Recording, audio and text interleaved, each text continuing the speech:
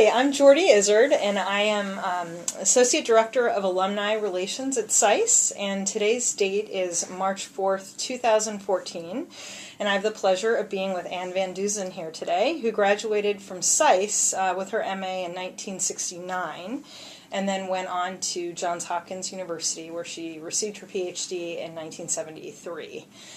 So thanks so much for being with us. And looking forward to it. Yeah, we're just going to have a little bit of a conversation, and why don't we start with what originally brought you to SAIS? Okay, so I, like so many in my generation, was very interested in international relations, and at Wellesley, that's the area that I focused on.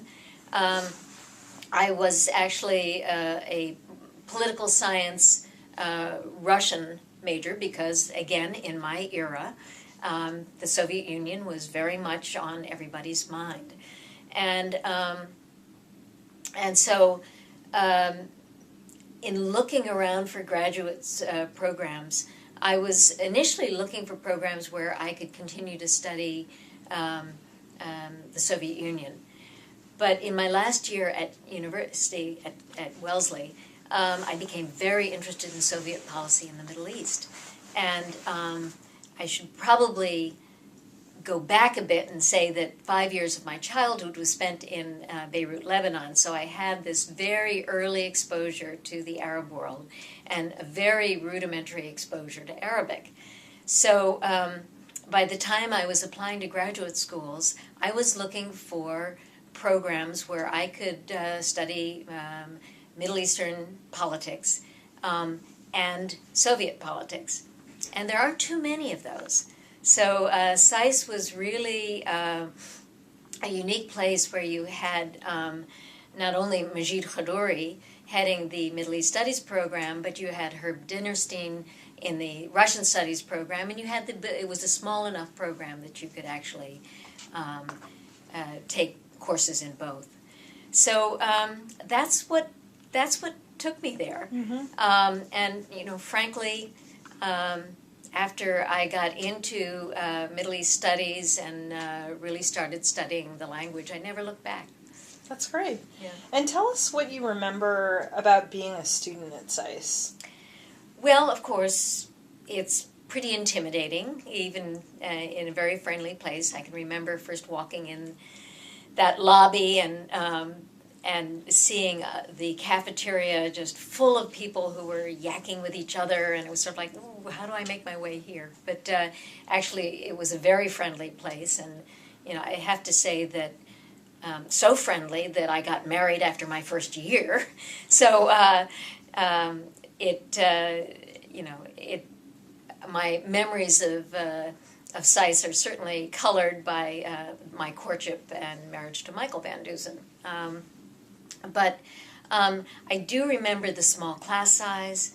I do remember, certainly in the Middle East Studies program, that it was an intense, small but intense group that many of them are still friends today, 40 plus years later. So that was really an extraordinary experience. I remember SAIS was very good at helping us find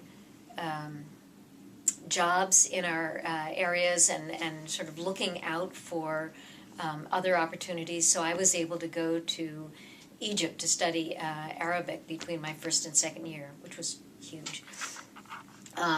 They helped me find a part-time editorial job at the Middle East Institute. I mean, I just remember the support that we had there.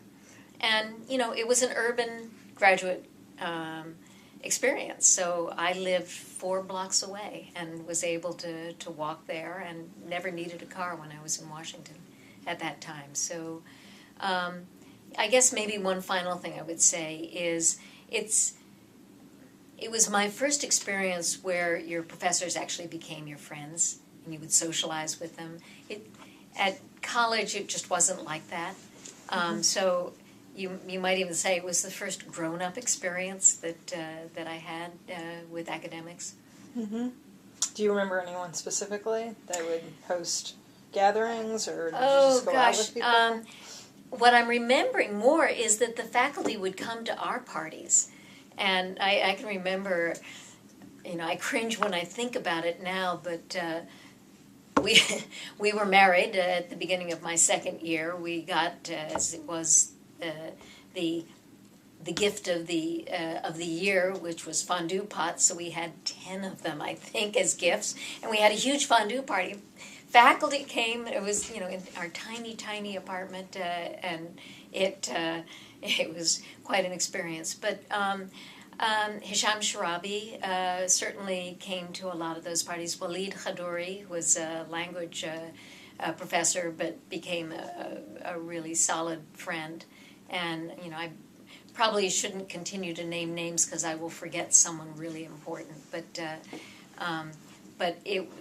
the faculty were very much part of our social life and our personal life. That's great. And then when you graduated in '69 with your MA, tell us a little bit about your career trajectory after that, and how things started and where you kind of ended up. So after I graduated, we went to Beirut, Lebanon, where I had spent some time as a child, and actually my husband had spent time studying Arabic. He was doing research for his doctoral dissertation at SAIS, and I was doing research at the American University in Beirut. And it was research on the role of the family in a very changing Middle East, and I got hooked. Up to now, my focus had been on international politics and sort of an IR focus. This then became, sorry about that, much more real. It was sort of how do these societies really work, and what does politics, what does development look like from the community level? So doing this research with the professors at AUB sort of convinced me that I'd been on the wrong track, and that what I really wanted to do was either an anthropology or a sociology doctorate. So we came back, and actually Johns Hopkins was one of 2 universities at the time that offered a doctorate in something called social relations, which maybe sounds like HR or something, but it was a wonderful degree that combined sociology, social anthropology, and social psychology, and it was wonderful. So I was able actually to study in depth not only U.S. sociology, but also anthropology and social psych. And my research, I got funding from NIMH to go back and basically do some relatively early work on the role of women, changing role of women in the Middle East. So that was a major turn in the road for me, and I don't regret it at all. After that, when you finish a doctorate, the assumption among your professors is, well, of course you're going to teach, because that's what you're trained to do, and that's the connections they knew. But I was pretty sure I didn't want to teach. And so my first job was actually drawing on the sociology skills that I had learned, which were the quantitative analytic techniques. And I was working for an organization called Center for the Study of Social Indicators. Now, this was way back in the 70s, when there was very little attention to sort of broad social trends and how you measure them. So this was a program that the Social Science Research Council started with funding from NSF, I think, to start thinking about how do you construct indicators and how you use them to try and pick out patterns, social patterns, which was great fun. Had I stayed in that direction, I might even have stayed on a domestic track, because it was largely U.S. focused. But about 3 years into that job, I got a call, AID, which periodically opened its doors and said it wanted to bring in new people, and then it would slam them shut and there would be no opportunities to go into the government.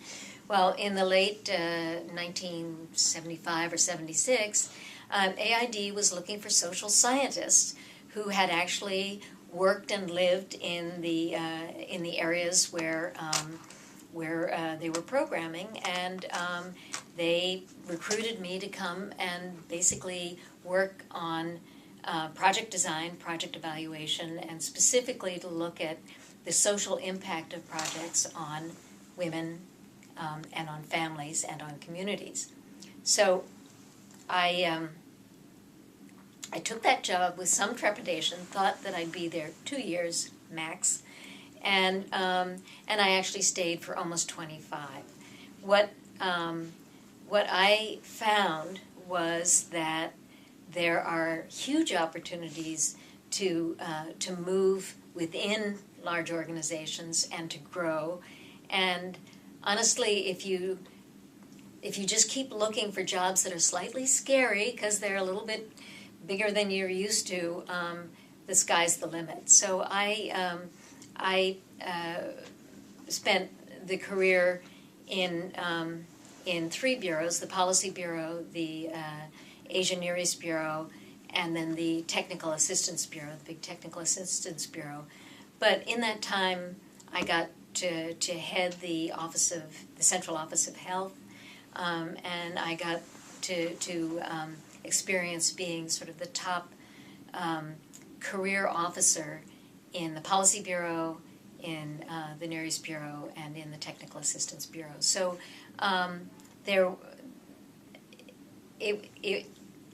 it was a great experience. I can talk for a long time about some of the downsides of working in the government, and especially working in a government system where every 4 years there's a new cohort of political appointees who come in, who you have to gain their trust and then and sort of help them understand what the program is about, and that did get tiring over time. But on balance, it was a career that I really, really enjoyed. Tell us what you're doing now. So, well, okay, let me just, sorry, this is taking a little bit longer, but, so I left AID in 2001, as I was facing my 7th transition. I thought, maybe not.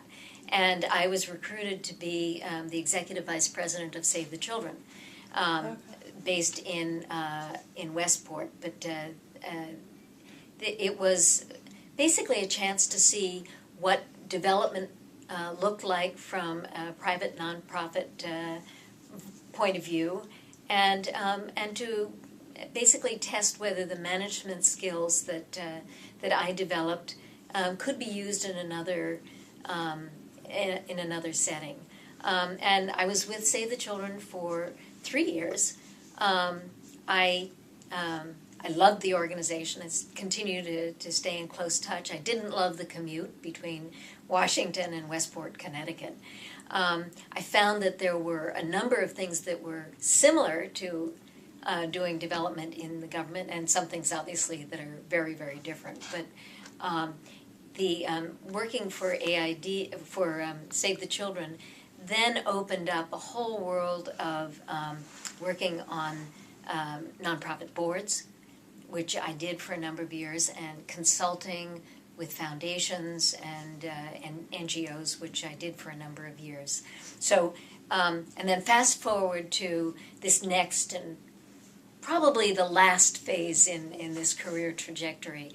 About 4 years ago, the dean here at Georgetown School of Foreign Service, I realize the rival, said, we think we need a completely different type of development program, one that is applied and practitioner-oriented, one that will give students the knowledge and the experiences and the skills to be successful in the 21st century, because development work is going to be very different in the coming decades from from now. Would you come and design it and start it? And so how can you refuse something like that? A chance to try and put in place the courses and the experiences that you wished you had had, or that you wish that the people whom you've mentored had had. So so it was sort of a dream job. Congratulations. Yeah, That's well, great. it's been great fun. First, thinking through what are those courses that are really essential, what are the experiences that are really essential, recruiting faculty, recruiting students, and our first class graduates in May. Congratulations. Yeah, thank you. Wow, how exciting. Yeah, it's been a lot of fun, and I think there are some unique features to this program, but I think the students who apply to come here what they tell us is because it is so practitioner oriented, and so it's not that they don't get theory, but they don't get a lot of it. They're really spending a lot of time learning strategic planning, program design, budget preparation, evaluation, finance, management, as well as obviously the normal development fields. Mm-hmm. That's great. Yeah. Wow. So now, after hearing all of that and thinking about current students at SAIS today and at Georgetown, right. What advice might you have for them? Okay. Well, I've thought about this because I'm in a position to dispense advice at this late age, and I tell them a couple of things, and I think this is equally applicable for SAIS students as well. First, get used to the fact that you're going to be moving around your whole career. It's not like my experience of spending 25 years in one organization. It would be really unusual for you to spend most of your career in any one place. And what that means is you need to have portable skills. You need to pay attention to what you can bring to any job, and so focus on what those skills are and make sure you perfect them. I also say pay more attention to the organization than the job. So if you're really interested in Save the Children, but the only openings look pretty substandard, if you can determine, go ahead and take the job, because one thing that happens in a large organization is people are just waiting for you to get inside the hurdle, and then you'll get stolen. You'll get moved quickly. So if you're good, if you have the skills, and I think all of these students coming out of these graduate programs do, getting inside the door is just the beginning to being able to move around. So I know a lot of students right now, because it's March and they're looking at where the jobs are agonizing over what's currently available, and so I'm trying to get them to focus on the organizations. I think specifically in the development field, a third thing that I think is really important is that the drivers of development programming are very different from in my generation. I mean, AID will still be there, and World Bank will still be there, and the UN system will still operate, but more and more of the energy is coming not only from foundations like Gates and corporate foundations, but actually corporations. We had some people from Coca-Cola here recently saying, we feel like we're building our own development agency because we need health experts, and we need water experts, and we need people who understand how communities work. And we need that not just for CSR, but for our own strategic planning, because we're going to be, our customers are increasingly in the developing world. We source our materials from the developing world. This this is integral to who we are. And so I think preparing students to think about jobs that may involve doing development work from a new set of actors is something that's really critical. Great. Well, thank you so much for your time today. Not at all.